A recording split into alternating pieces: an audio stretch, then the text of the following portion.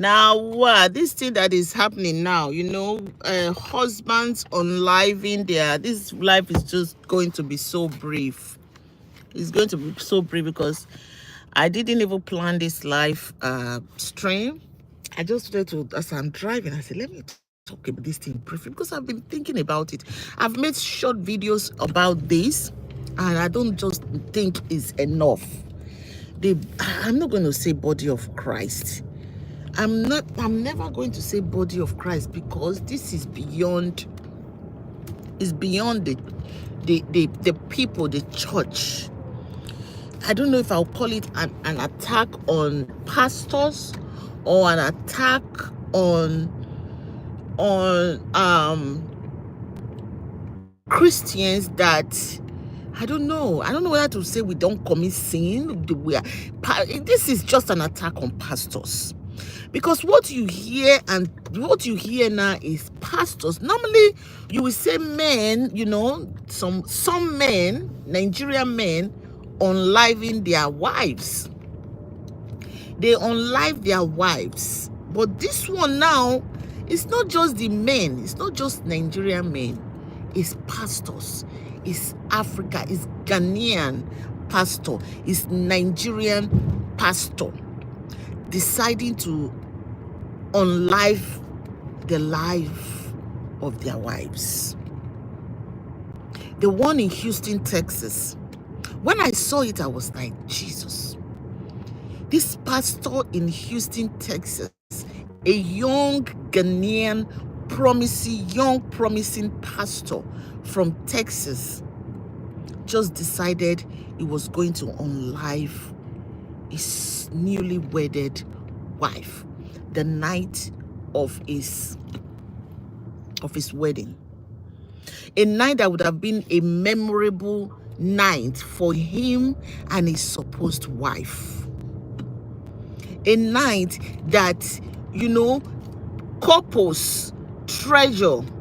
Couples will say, oh, my wedding night, my wedding night, my wedding night. People talk about their wedding night as if it's a lotto. They want a lottery.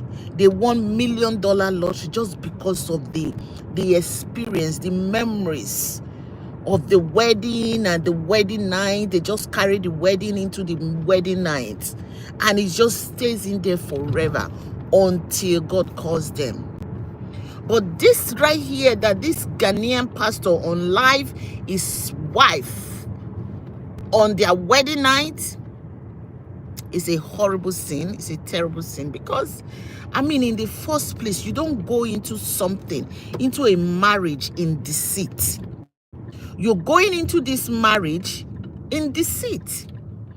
If you're a transgender man to a woman, right? Why don't you come out and just open up to your husband to be?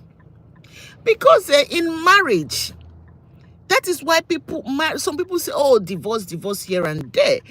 There is no communication. There is no truthfulness in marriage, especially when it's happening in the church of God.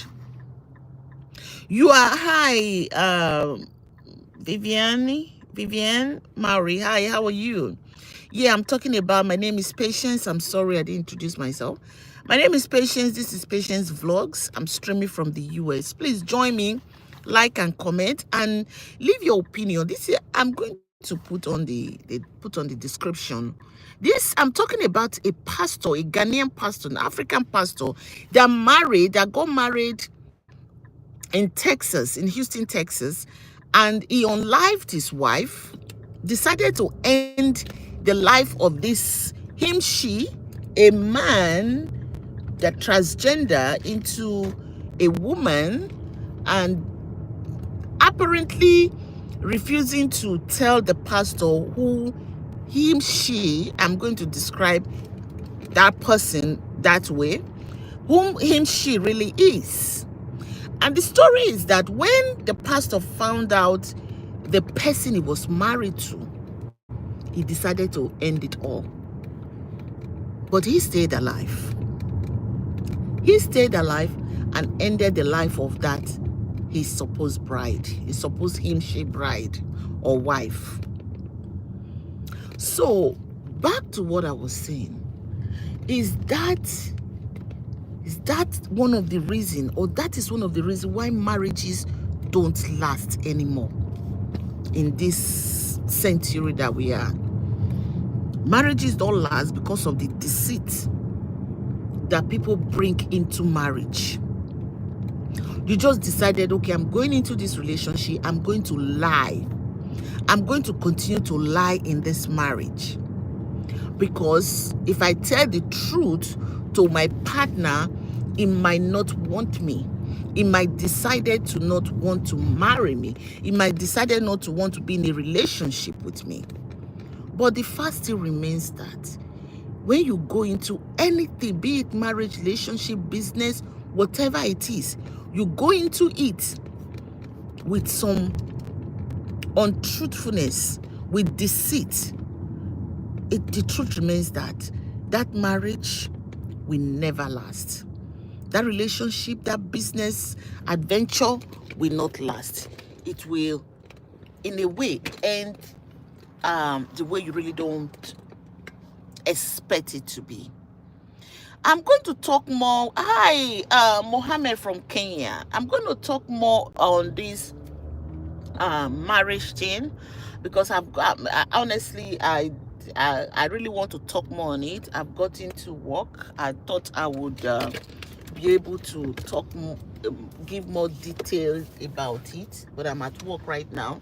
I will definitely continue. I'm going to name it part 2, so that I need your contributions. I need your opinions. Why a man or a woman will go into a relationship lying, and like I stated, when you go into any form of relationship, marriage, business venture, and you lie, you don't say the truth, it normally will not end well. Things like this happens.